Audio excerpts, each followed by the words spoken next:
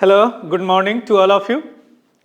Right now going to discuss in the current affairs, that is the Israel-Hamas ceasefire agreement, यानी Israel Hamas का cease fire यानी युद्ध विराम agreement समझौते के बारे में बात करेंगे। आपको पता है ऑन द 7 अक्टूबर 2023 को हमास ने अचानक, गाजा स्ट्रिप में हमास रूल करते थे, अचानक हमला कर दिए इजराइल पे। तो इजराइल ने भी हमला किया, युद्ध का घोषणा कर दिया और लगभग अगर 460 डेज हो गए इस युद्ध का।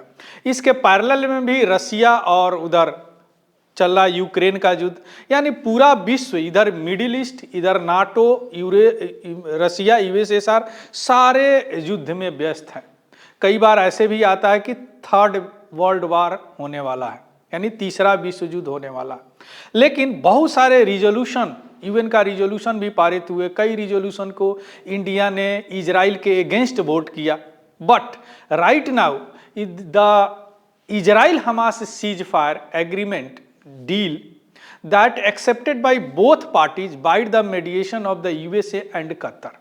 तो यहाँ पे हम यह देखने का प्रयास करेंगे कि एक्चुअली यह एग्रीमेंट है क्या। चूंकि this agreement is the phased agreement, यानी एक फेज बने हुए, इस फेज में ये लोग अपना जो भी एग्रीमेंट है, अभी हम चर्चा करेंगे, उसको पालन करेंगे।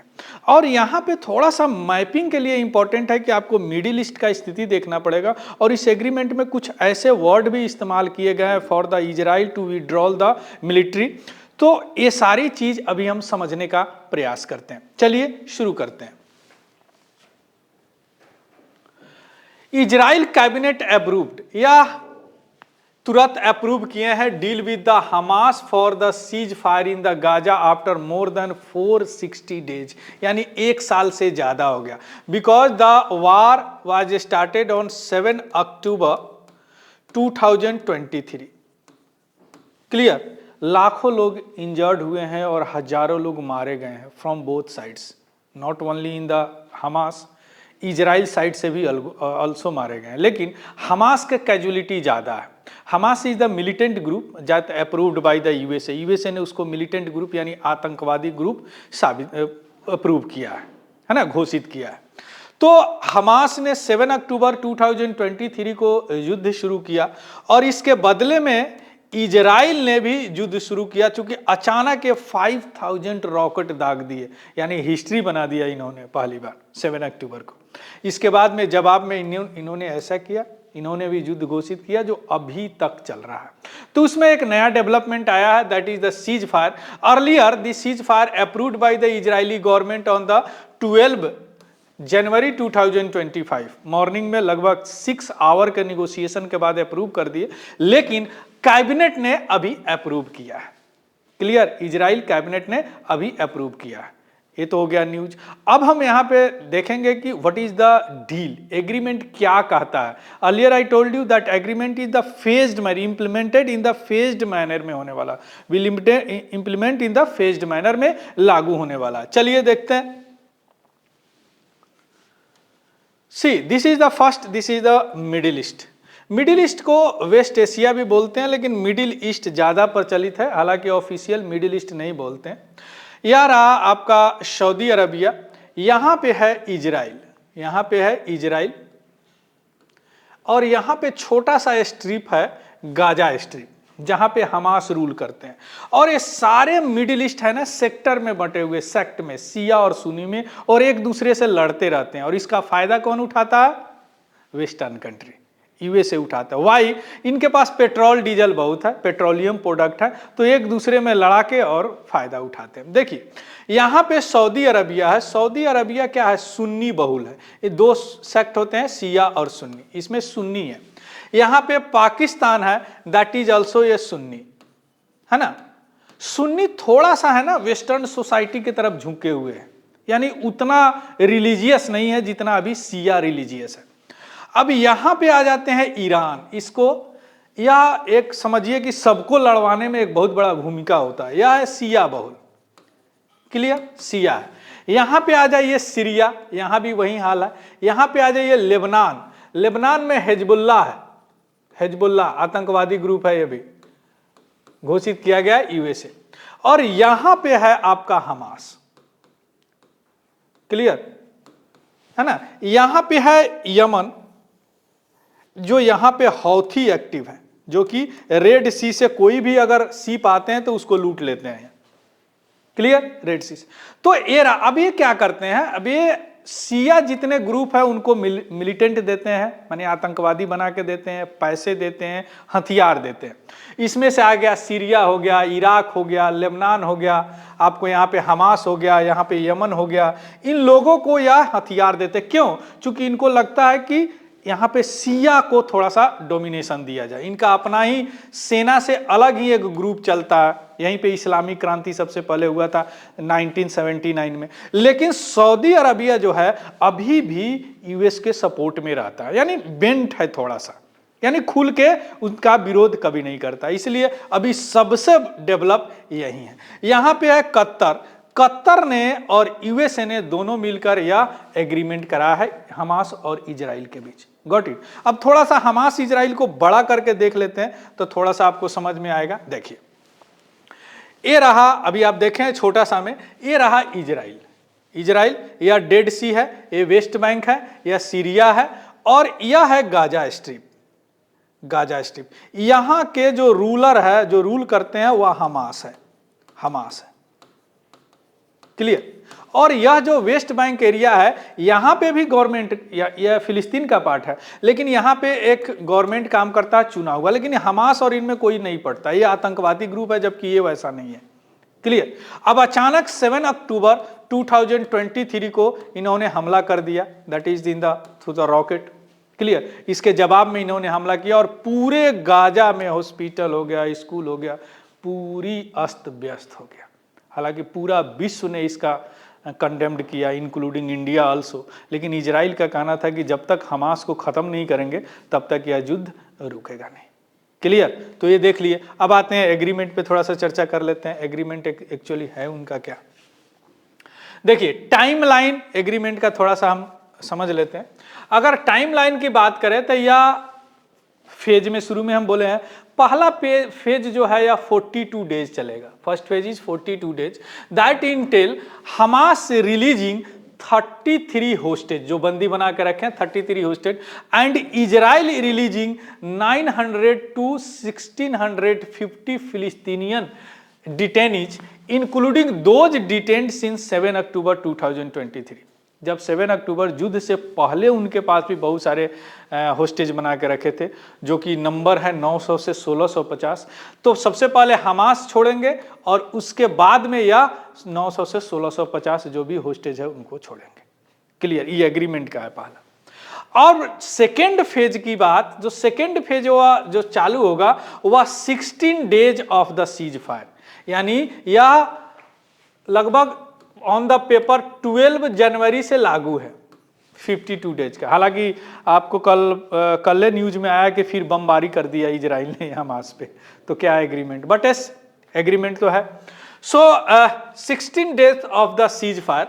और यह जो सेकेंड निगोशिएशन होगा उसमें होता है near complete Israel withdrawal from the Gaza, यानी जितने भी सेना है गाजा में, गाजा स्ट्रिप में, उसको विड्रॉल करेंगे in the second phase. Clear, in the second phase, and release all remaining hostage by Hamas and also by the Israel. Clear? तो ये हो गया एग्रीमेंट की बात में। अब आते हैं फेज्ड इजराइल विड्रॉल, जो सेना की बात है, वह सेना कैसे विड्रॉल करेंगे। देखिए, सेकेंड फेज में होगा कि जो सेना है इजराइल का, central Gaza and first second is Netzarim corridor. This is the important, why? Because in the UPSC that is corridor type questions often asked. So यहां पे आप देखेंगे, मैप के थ्रू बताऊंगा क्या होता है corridor. Netzarim corridor for the security buffer cutting Gaza, चूंकि वहां पे एक बफर बना रखा है इजराइल ने, वहां पे वो अपने सेना एनी टाइम रखते हैं। दूसरा जो है फर्दर विड्रॉल, दूसरा विड्रॉल क्या होगा, फिलाडेल्फी कॉरिडोर। ये भी याद रखिएगा, फिलाडेल्फी कॉरिडोर ये कहां पे है, यह बॉर्डर है गाजा और इजिप्ट के बॉर्डर पे है, यह भी बफर है। हालांकि पहले यह एग्रीमेंट हुआ था तो इजिप्ट के पास था, लेकिन फ्रॉम 7 अक्टूबर 2023 इजराइल ने वहां पे अपना सेना रख रखा। क्लियर।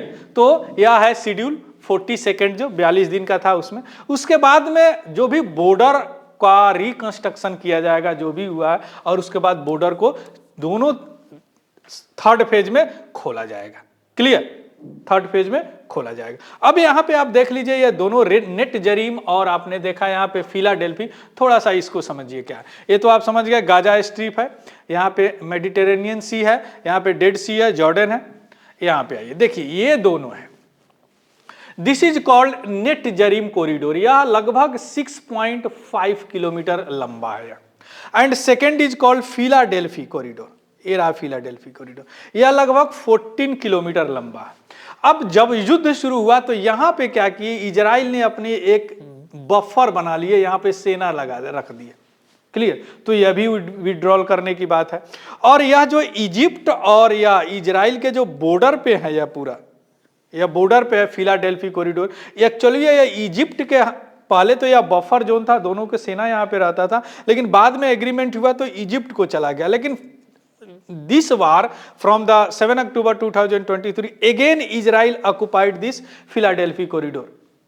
क्यों? क्योंकि वहां पे अपने सैनिक रखने के लिए। क्लियर, तो इनको भी विड्रॉल करना है क्योंकि ये भी एग्रीमेंट के तहत। और इनका कहना था इजराइल का कि that is the some peoples, कुछ आदमी यहां से आ सकते हैं और हमास को मदद कर सकते हैं, पैसे दे सकते हैं, हथियार दे सकते हैं। इसीलिए इन्होंने इसको सेना से छावनी बना के रखा था। क्लियर, यहां पे एक जोन बना के रखा था, बफर जोन।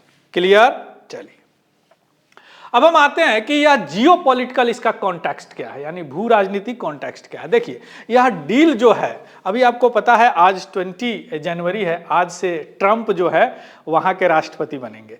तो ट्रंप को खुश करने के लिए इजराइल ने यह एग्रीमेंट को एक्सेप्ट किया है। क्योंकि जो ट्रंप जो है सेकेंड एडमिनिस्ट्रेशन में आ रहे हैं, तो उनका सपोर्ट लेने के लिए, है ना, इन्होंने इस एग्रीमेंट का दूसरा कारण है कि ईरान को काउंटर करने के लिए। ईरान कभी नहीं पसंद करता इजराइल को, आप देखें वो सारे आतंकवादी को तैयार करता है पैसे और हथियार देके, है ना।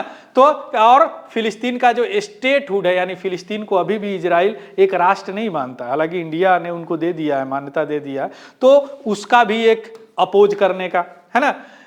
और यूएस और कतर के मेडिएशन से, इन लोगों के मेडिएशन करने से यह एग्रीमेंट पॉसिबल हुआ है। क्लियर, अब हम आते हैं, यह रहा आपका मिडिल ईस्ट।